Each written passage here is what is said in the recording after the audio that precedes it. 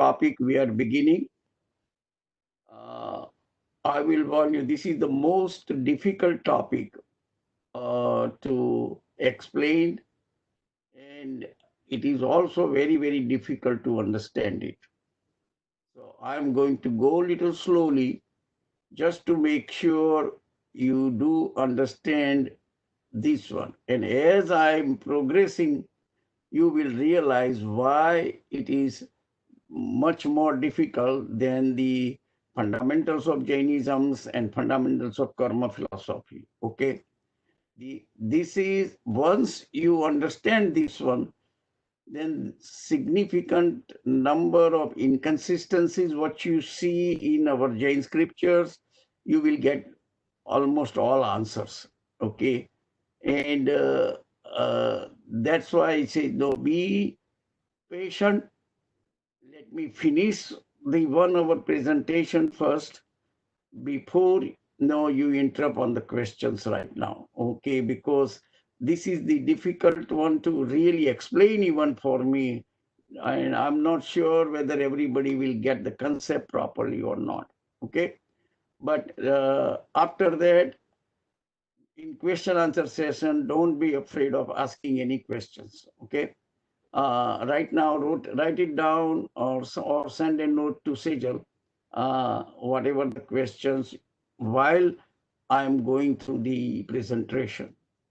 So be careful. I think we are progressing very well, and hope we will make it know these topics properly also, and you will learn something, the fundamentals point of view. Okay. So let me go back to and you will get the copy of the presentation and the links and everything. Sometimes what happens is, if I give you right now, and then while I'm making the presentation and everything, I'd like to make some changes, and then there will be more different versions exist. So generally when I finish it, then I really, whatever correction and changes I need to make, I make and then put it out. This way, it will be like one version on the net that exists. Now, what are 4 Anuyogs? The Anuyog word, even not many people would have heard it. Okay, what do you mean by an Anuyog? The Lord, and I'll go through and explain you that one, what Anuyog means. But let's see. Lord Mahavir preached Jain philosophy, conduct, and ritual directly to the common people using common people's language. Whatever the common people language 2,500 years ago in the Bihar state. Okay, again, because India is a big country, many different states has a different languages. All right. And here, that's where Lord Mahavira born and brought up, and that's the things know what he did. And common people language in Bihar was Urdhmark, the Prakrit language. Okay, so that's the one he used, so that there should not be any middle person needed, any guru in between. You can directly hear it right from Lord Mahavira. So even though he preached universal truth, he used the language and the method understandable to the audience present at that time. This is very key. Why I am saying it very key is because even you use the same language, common people language, but your audience could be very learned and educated. No, you use one method. If there are brand new people, they don't have any kind of a background here, okay, you use different method. You go back to one point of view, then you go back to the second point of view, you do the third point of view, and you can explain the things from each point of view. While for educated and learned people, no, you can skip so many steps, and you can go directly what is the real things, okay? What you are want to do the real things. So analogy, what I could explain, like if the baby is like 3 to 5 years old range, all right, parents will use one method. Parents will explain all the things like through Santa Claus, through Tooth Fairy. You or parents will use the way the kids at that age can understand and grasp it properly. All right. As the children grow up, from that to the growing up, 8, 10 years old, 11, 12, okay, then they realize it. There are no such thing as Santa Claus. There is no tooth fairy, all that kind of the things. But at that early age, you have to use those kind of the language so they can understand it. This is just a similar analogy I'm giving you, okay? So these are the similar type of the methods that is called Anuyog. Based on your based on your ability to grasp, use that kind of the method. All right?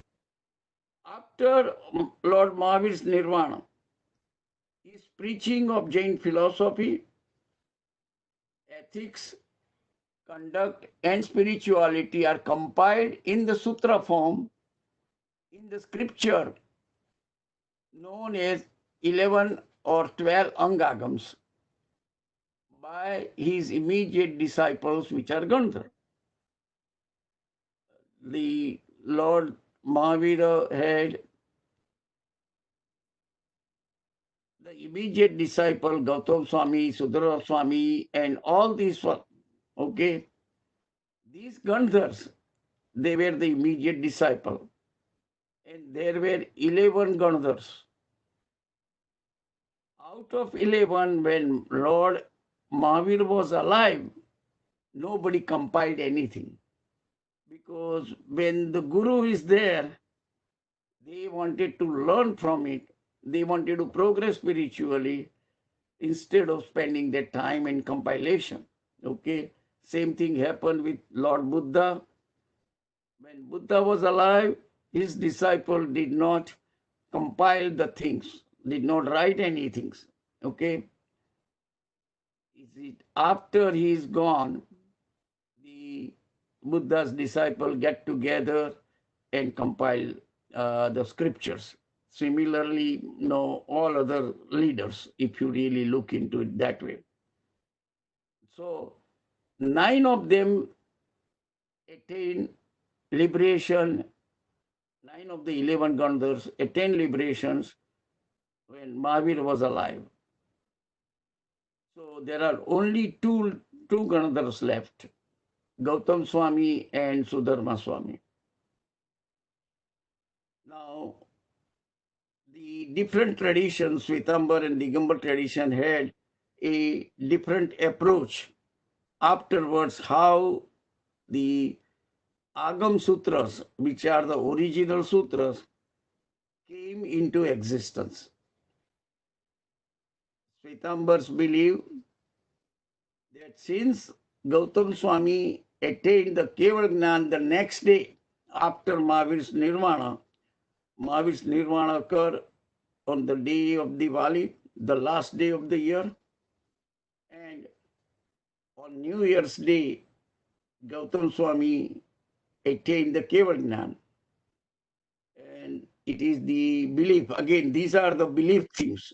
Swetambar tradition believe that once a person attains the Keval Gnan, he will not do the compilation of the sutras. Okay, he can preach, he can do the things, but all this administrative work of the Sangh, it is not done by Keval Jnani. Digambars believe different way. Digambar says, no, they will do it like what Mahavira did. Okay? So that's that kind of the true tradition started it at that point. At least they did not officially announce. It's just in one song, these are the two traditions existed. It so one was from Gautam Swami, another from Sudharma Swami. From that later on, at least after 600 years, they become formalized to separate tradition. I just wanted to give you this one a little bit historical background point of view. Now, whoever done, whether it's Sudharma Swami as per Svetambar tradition or Gautam Swami as per Digambar tradition, okay? But whatever the content of the philosophy, the religious conduct, they were pretty much same. What I mean by pretty much same, the philosophy, Nav Tattva or six substances, 9 tattvas, and philosophy of karma, everything, even the Jain geographies, the structure and function of the universe, everything in both the tradition are same. 99.9 things, 9% is the same. No, there is a short differences exist, but it is minor, very, very minor. Okay. Now, besides the preaching of Bhagwan Mahavira, this Agam Sutra also includes the culture, morality, and the knowledge base that existed among the common people when the sutras were compiled.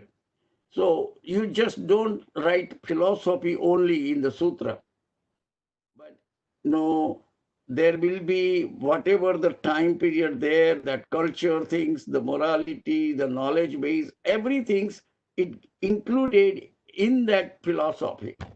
Otherwise, it is not going to be readable philosophy, okay, to employ. So you got to keep in mind, besides the Jain religion, philosophy, and other things, there is a culture existed at that time. It's reflected in these sutras, okay? Because achar and conduct, it depends upon significantly the conduct at that time. All right. And that existed common people. So you have to keep in mind, it is not only the religion is in this Agam Sutra, but the culture and philosophy, morality, the knowledge base, all the social systems, everything's are included in those sutras, which was compiled by Gandhars. Okay. These religious sutras can be grouped into 4 classes known as Anuyog, or these are the categories of explanation. These are the 4 categories of explanation. And these are the 4 different points of view in one sense, points of view. That means they are not the opposite things, but sometimes something is said from one Anuyog point of view. You cannot use the same thing for the second, another Anuyog point of view. You got to find out what is the purpose and meaning behind it, and then you translate into the second Anuyog. Okay? So, and I'll show you with the examples as the time comes, the slide comes, I'll show you what do I mean by that. So these are the 4 Anuyogs named. Pratham-anuyog or Katha-anuyog. First Anuyog, Pratham-anuyog or Katha. What it means, Bhagwan Mahavira preached certain group of the people by stories, by telling the stories, they preach the religious principles, okay, or from certain point of view, certain aspect point of view. The second Anuyog is Karan-anuyog or Ganitanuyoga. Ganit is a mathematics. So he looks at it, the universe. And whenever he describes the universe, or even karma philosophy, or gunsthanak, they are kind of you explain them. Oh, Gnanavarniya karma so and so, Darshanavarniya so and so, or structure of the universe, how many hells are there, how many heavens are there, and what kind of the things are happening in the hell and heaven, and how people are being rewarded or punished, everything, all that description, there is no question. It's just, it's a mathematics. 1 plus 1 is 2. You don't question why 1 plus 1 is 2. I said, no, that's how it is decided. 1 plus 1 is 2. And the Karan-anuyog, there is no logic. I mean, you just believe it. This many devloks exist, this many tirthankars. Why 24 tirthankar happens on every time? It's a Karan-anuyog subject. That's the way it is. It is going to be 24, and from this cycle, next cycle, that all other things. Why the time cycle, the 6 ara is a Karan-anuyog. So you cannot question why first ara is 4 kroda kodi sagropams, and second ara is the 3 kroda. No, all that kind of the things, what you do in Karan-anuyog subject, you just accept the way it is, and that's how the structure and function of the universe works. Okay, all those topics are the Karan-anuyog, the topics of karma, and so forth. Okay. Now the third one is Charan-anuyog. Charan means like a leg. It's called achar or conduct. Okay, anything that is come into conduct. That one is those sutras. If you group together, they belong to Charan-anuyog. And the last topic is Dravya-anuyog. Dravya, like I am soul. Soul is my Dravya, not my body. Okay. And what are the qualities and characteristics of the Dravya? Sure, six substances. All right. All philosophy, so many, now tattva, I'm talking individual tattva, they are the Dravyas. And similarly, you find it, anything that is a pure Dravya related, that goes into the Dravya-anuyog. Now, you can see Pratham-anuyog through stories, you are teaching the religion. Through Karan-anuyog, through mathematics, this is the way it is, you're teaching the religion. Charan-anuyog means through achar, or like you're doing tap. Okay, all the tapascharyas, fasting, unodari, all that one, or like meditation. You are training your body, physical body. Okay, they are all in Charan-anuyog, they fall into it. So you can look at it in a very high level. We have grouped into the 4 categories of explanation. And these categories of the explanation, it is the called Anuyog.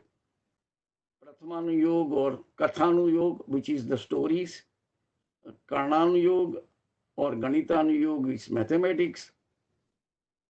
Charan-anuyog is the achar, and Dravya-anuyog. Now these are, when you will go into detail of each Anuyog, sometimes you will find what we say in Pratham-anuyog. When you come to Karan-anuyog, we have to say it is wrong from Karan-anuyog point of view. In Pratham-anuyog is fine. but it is not right for Karan-anuyog. When you come to Charan-anuyog, then you can say, Karan-anuyog point of view, it is okay. But when you come to Charan-anuyog, then that is wrong.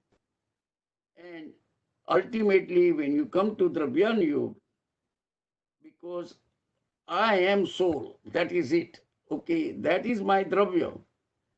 And what are the qualities and characteristics of the Dravya?